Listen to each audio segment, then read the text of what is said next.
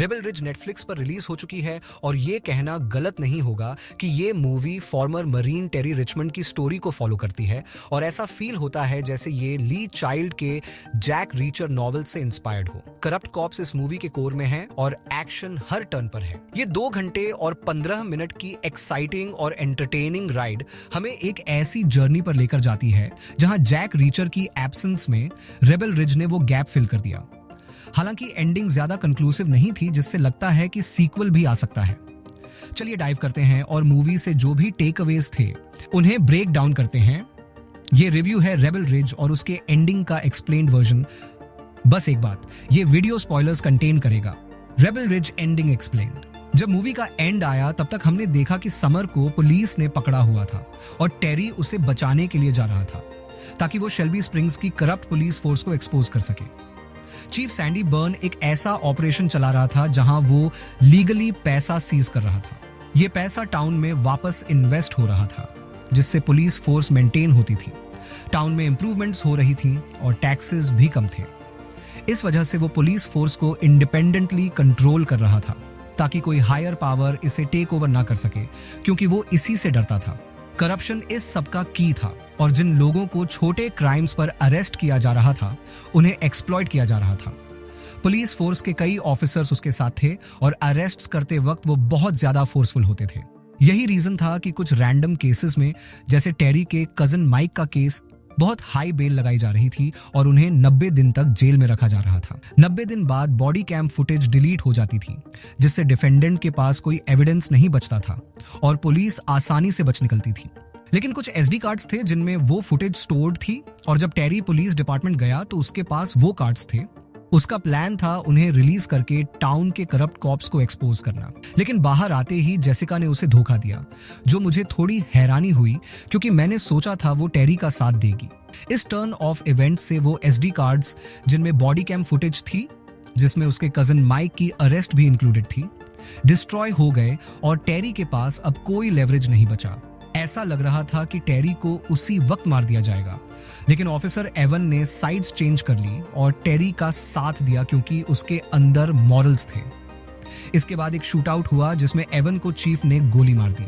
Shootout के दौरान यह मेंशन हुआ कि डैश कैम लाइट्स ऑन होने से 3 मिनट पहले से ही रिकॉर्ड कर रहा था, जिसका मतलब है कि पूरा एनकाउंटर रिकॉर्ड हो चुका था और चीफ द्वारा एवन को मारने की फुटेज भी कैप्चर हो गई थी। टेरी ने कई ऑफिसर्स को मारने के बाद लाइट्स ऑन की जिससे कैमरा एक्टिवेट हो गया और फिर वो एवन और समर को कार में बिठाकर वहां से निकल गया। दोनों ही अपनी इंजरीज से रिकवर कर रहे थे। टेरी हॉस्पिटल की तरफ जा रहा था जबकि पुलिस उसका पीछा कर रही थी। चीफ का अपर हैंड था क्योंकि टेरी की कार के टायर में गोली लगी थी, लेकिन एक ट्विस्ट में जेसिका ने अपनी कार चीफ की कार में मार दी और उसे अरेस्ट करवा दिया। उसके सारे गलत कामों के लिए उसे अकाउंटेबल ठहराया। इसके बाद हमने देखा कि 2 और पेट्रोल व्हीकल्स ने भी साइड्स चेंज कर ली और अब वो टेरी को गिरफ्तार करने के बजाय हॉस्पिटल तक एस्कॉर्ट करने लगी ताकि समर और एवन को ट्रीटमेंट मिल सके। मूवी का फाइनल सीन वो था जब टेरी ने डीवीआर मशीन को निकाल लिया जिसमें उस दोपहर के पूरे इंसिडेंट की फुटेज रिकॉर्डेड थी ताकि वो डिलीट ना हो सके। वो उसे बहुत टाइट पकड़कर रखा हुआ था। मूवी का एंड अचानक हुआ और कोई प्रॉपर रेजोल्यूशन या ये क्लियर नहीं हुआ कि हॉस्पिटल के वेटिंग एरिया में बैठने के बाद क्या हुआ। मैं ये मानना चाहूंगा कि टाउन की करप्शन खत्म हो गई थी और चीफ और ऑफिसर स्टैन समेत कई और लोगों को अरेस्ट कर लिया गया था। मूवी की कोर थीम में पुलिस ब्रूटैलिटी और पुलिस फोर्स के अंदर छिपे रेसिज्म को टैकल किया गया था, जैसे जेसिका के साथ अलग तरह से बर्ताव करना, बॉडी कैम फुटेज को छिपाना ताकि वो रिलीज ना हो और सिविलियंस का बिहेवियर जब जेसिका टेरी को कार में डाल रही थी। मुझे लगता है कि इस मूवी का सीक्वल जरूर बन सकता है और ऑनेस्टली जिस तरह से ये खत्म हुई मुझे भी क्यूरियोसिटी है कि वो दूसरी मूवी में इसे कैसे टैकल करेंगे। सच कहूं तो इस मूवी ने मुझे Amazon प्राइम वीडियो पर रीचर के सीजन 1 की याद दिला दी। एक ऐसा टाउन जो करप्ट कॉप्स द्वारा चलाया जा रहा था और एक ऐसा इंडिविजुअल जो उनके खिलाफ खड़ा था।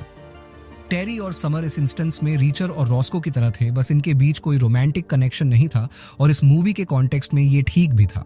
काफी टाइम से हमने रीचर का कोई सीजन या एपिसोड नहीं देखा है, तो इस मूवी ने उस वॉइड को फिल कर दिया और ऑनेस्टली मुझे वो एक्साइटमेंट मिला जो मुझे यूजुअली रीचर देखते वक्त मिलता है। हालांकि ये मूवी रीचर जैसी फील हुई, लेकिन इसने अपनी एक अलग पहचान भी बनाई। मुझे लगता है नेटफ्लिक्स इस तरह की और भी मूवीज बना सकता है, खासकर क्योंकि टेरी रिचमंड के लिए कोई सोर्स मटेरियल भी नहीं है जिस पर राइटर्स को बेस करना पड़े। स्टोरी एंगेजिंग थी, वर्ल्ड वेल फ्लैश्ड आउट लगा और मुझे कई बार समझ नहीं आया कि आगे क्या होने वाला है, जिससे मैं हमेशा एज पर रहा। ये सीन्स काफी इमर्सिव लगे, खासकर फाइनल शोडाउन जिसमें हर जगह स्मोक था और टेरी को उसके बीच से नेविगेट करना पड़ रहा था। मुझे यह भी पसंद आया कि शुरुआत में हमें यह नहीं पता था कि टेरी कितना लीथल हो सकता है, लेकिन जैसे ही रिवील हुआ कि स्टेट साइड में उनका एक स्पेशल यूज था, हमें एहसास हो गया कि उसके पास कुछ ट्रिक्स जरूर होंगे। एक क्लियर वर्ल्ड भी एस्टैब्लिश किया गया जिसमें हमें ट्रांसपोर्ट करने की कोशिश की गई थी। इसलिए ये नेटफ्लिक्स की रीसेंट रिलीजेस में से एक बेहतर मूवी है। अब तो मेरा भी मूड हो गया है कि मैं फिर से रीचर देखूं। तो ये था रेबल रिज का एंडिंग एक्सप्लेन्ड। अगर आपको ये मूवी पसंद आई तो रीचर भी आपको जरूर पसंद आएगी। मैं अगले कुछ वीडियो में रीचर के सीजन का पूरा ब्रेकडाउन करूंगा। आपको ये मूवी कैसी लगी और अगर रीचर और टेरी का फेस ऑफ हो तो कौन जीतेगा? अपने थॉट्स कमेंट्स में जरूर बताएं। हमेशा की तरह वीडियो देखने के लिए धन्यवाद और मिलते हैं अगले वीडियो में।